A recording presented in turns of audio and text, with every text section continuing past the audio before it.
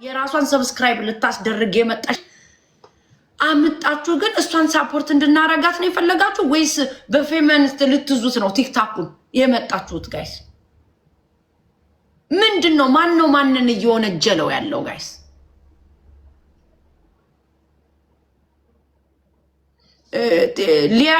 ሊያ ላይ ሲሆን ነገር ይበረታል ሁሉም ነገር ተነስቶ እንዲህ አለች እኮ እንዴ ስንት ነገር ሲሉ አይደል የሚውሉት ቲክታክ ላይ።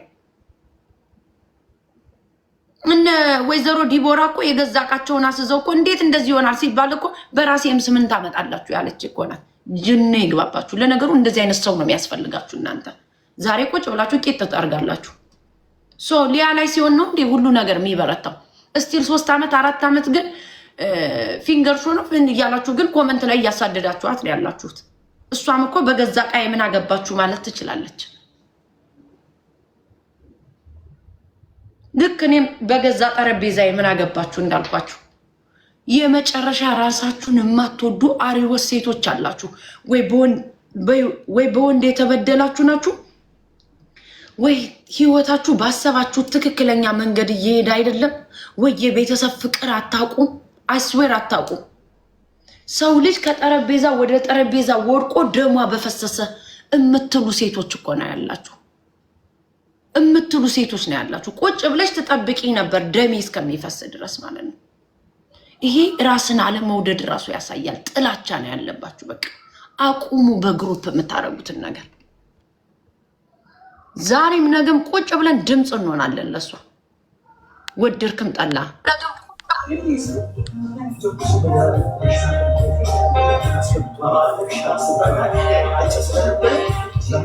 የኤፍሬም ታምሮ ወንድም እንግዲህ ማሜ ገብታለች። ስማ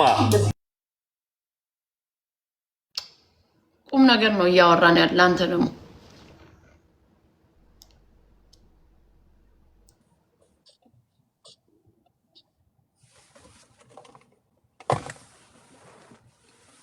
ሰላም እና ማቆም አለባችሁ ጋይስ። አቁሙ። በግሩፕ የምታካሄዱትን ነገር አቁሙ ነው። ወደዳችሁም ጠላችሁ። ገብተሻል ይሰማል። ሊያ አሚን ሊያ አልኩኝ። ቲና ገረው በአጠቃላይ ዞር ብላችሁ ማየት ያለባችሁ እነዚህ የሚያካሄዱት ትክክለኛ ፖይንቱ ይሄ ብቻ ነው ጋይስ። እነዚህ አሁን እሷን እያሳደዱ ያሉ ሰዎች ለሴት አስበው ነው፣ ትክክለኛ አይደለም። እነማን ናቸው? ለእናንተ ጥያቄውን እንሰጣለን። ሶስተኛ ግሩፑ ለምንድን ነው የሁሉ ግሩፕ የተነሳባት? ምን አድርጋ ነው? ከሰው የተለየ ነገር ምንድን ነው ያደረገችው? ሊያ ስለ እውነት ካወራን ፐርሰናል ጠብ ይኖርብናል። ተጋጭተናል። ስለ ሰው ታወራለች ቁጭ ብላ። የመጣችበት ኮንቴንቷ ያን ነው እንግዲህ። እኔ ስጨፍር ከመጣው እሷ እየተናገረች ነው፣ ያኛው ስለ ፖለቲካ እየተሳደች ነው። ዩቲዩበር ወይ ቲክታከር በትምህርት በእውቀት የመጣ የለም። ሁሉም ደንቆሮ ነው። ዝም ብሎ ሊያወራ ነው የመጣ። ይሄ ከድንቁርና የመጣ ገንዘብ መሰብሰቢያ የመጣው ሶሻል ሚዲያ ነው። ኦልሬዲ ያደጋገር በእውቀቱ ቢዝነሱን ራን ያደርግበታል። የኛ ህብረተሰብ ደግሞ በድንቁርና ነው ራን እያደረገው ያለ። ምንም አይነት ኮንቴንት የለውም። ዩቲዩበሩም ከቲክታክ መጡ። አሁን ምንም ኮንቴንት ስለሌለው ቁጭ ብሎ የቲክታክን ንግግር ኤዲት አድርጎ የሚፖስት ነው ያለ። በራሳቸው ኮንቴንት የላቸው፣ እውቀት የላቸውም። ከእውቀት ነፃ ናቸው። ሲቀጥል መታየት ማውራት ራሱ እኮ ኮንቴንት ነው ጋይስ። ቁጭ ብሎ ማውራት እንዴት መወራት እንዳለበት ሰውን ማውራት እኮ ማወቅ አለብን። ማውራት የማይችሉ ሰዎች ደግሞ የሚያወሩትን ሰዎች ቪዲዮ ኤዲት እያደረገ ይፖስታል፣ ፎሎወር እና ቪውር ለመሰብሰብ ጋይስ። ዛሬ ማውራት ራሱ ገንዘቧል። ገንዘብ አይደለም ልትሉኝ ነው? መሀይም ካልሆናችሁ በስተቀር ገንዘብ እኮ ነው። ዶላር ሆኗል ማውራትም። ሰው መሳደብ እኮ ገንዘብ የሆነበት ዘመኑ እኮ ቆይቷል እኮ። 6-7 ዓመት ሆነ እኮ ቲክታክ ላይ። አሁን እኮ የማይሳደብ ሰው እኮ ነው ደደብ የሚባለው። አሁን ጋይስ የሚሳደብ ሰው ጎበዝ ነው የሚባል። የት ነው ያላችሁት? ተያይዞ መሀይም ነው ያለው እዚህ አካባቢ። ፉል ታይም መሀይም እና የሚጠይቋት ሰው እሷን የሚያሳዷት እሷን እንድጠፋ የፈለጉ ዩቲዩብ ሰብስክራይብ እንዲነሳ የሚፈልጉ እነማን ናቸው? ምንድናቸው? ስለ እውነት ለሴት አስበው ነው? ዋንትያና ጃኒ ከተበደሉ የህግ ሀገር ነው፣ ሂደው መክሰስ ይችላሉ። እዚህ ሶሻል ሚዲያ ላይ ግን ሪኩዌስት እየላካችሁ አየር የምትይዙ ያልሆነ አስተያየት የምትሰጡ የግል ጠብ ያላችሁ ጥላቻ ያለባችሁ ወይ የብሔርተኛ ሰው የሆናችሁ ሰዎች ናችሁ። በቃ ዳሴት መደምደሚያ ነው ይሄ። 6 ጊዜ አላወራም ተናግሬያለሁ ዛሬ እና በቃ እኔ ማረፍ አለብኝ ጋይስ። በዛ ላይ ለሊያ ሳይድ ይዛ በዚህ ወጦ በዚህ ገብቶ አትበሉ። ሊያ ቀዳ አላለበሰችኝም ለኔ፣ እኔም ቀድጄ አላለበስኳትም። ስለ እውነት ግን እቆማለሁ። የልጅ እናት ናት ምናምን በሚለውም አልሄድም። በዛ አልሄድኩም። አሁን አልሄድኩም ግን ስለ እውነት አወራለሁ። የተጣላ ሰው ነው አታክ የምታደርጓት ግሩፕ ይዛችሁ ነው። ለሴት ከሆነ ሁላችንም ለሴት ሴት ስትጎዳ መቆም አለብን።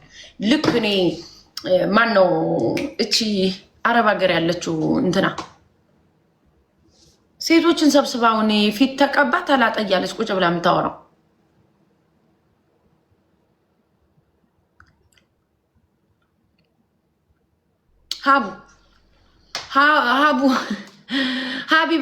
ሀቢባ ቁጭ ብላ ልጇ ሲሰደብባት ከሀቢባ ጋር እኔ ቁጭ ብዬ አይቻት አላውቅም። ግን ልጇ ለምን ይሰደባል ብዬ ዘልዬ ገብቼ የተናገርኩት ልክ ጃን ዳንኤል እና ጃኒ እንደዛ ሰው ሳይድ አንዳንድ ሰው ሳይድ ይዞ ሲያወራ ዘልዬ የገባሁት ለዛ ነው። ሀቢባም ደግሞ ልጇ በዛ መጠን ሲሰደብባት አምዘዋን ገብቼ ዲፌንስ ያረኩላት። ከአካባቢዋ ያላችሁ ጓደኞቿ እነ መማር እነ እንትን አብረዋት የሚርመጠመጡት እንኳን አልጨውላትም። እኔ ነኝ ገብቼ ስለ ልጅ አለቅ ልጅ ሲነካ ይመለከተኛል ብዬ ገብቼ የተናገርኩ ለሀቢባ። ሀቢባ ጓደኛ ይሆናል ወይስ ሀቢባ ድምፁ ላይ ነው? ሀቢባ እኮ ድምፅ የሆነችው ለሰርጀሪ ነው። ግን ዛሬ ቀስ እያልን እናያለን። አምላኬ አንተ እኮ ቀስ ብለህ ነው የምታሳየን። ሀቢባ ግን ሰርጀሪን ሰው ተነሳባት ብላ ቁጭ ብላ አስተያየት ስትሰጥ ነበር። መርጣ ነው የምታለቅስ። ባይዘው ኩርማን ደግሞ አልጠላትም፣ ግን አስተያየት ነው የሰጠዋት። ቁጭ ብላ እኔ በዛ መጠን ሲያሳድዱኝ 5000 6000 ሰው ማሜ የልጅ እናት ናት ብላ ለእኔ አልቆመችም።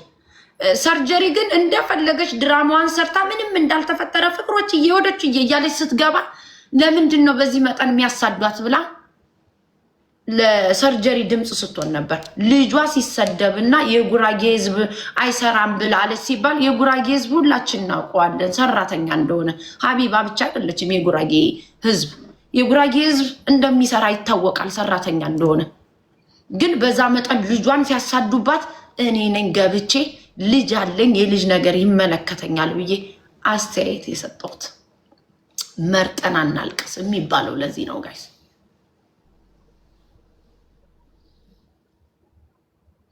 አስተያየት የሰጠሁት ጆን ዳንኤል እና ጃኒ ሲሰደቡ ደግሞ ጆከር ላይ ዘልዬ የገባሁት እኔ ነኝ አስተያየት የሰጠሁት።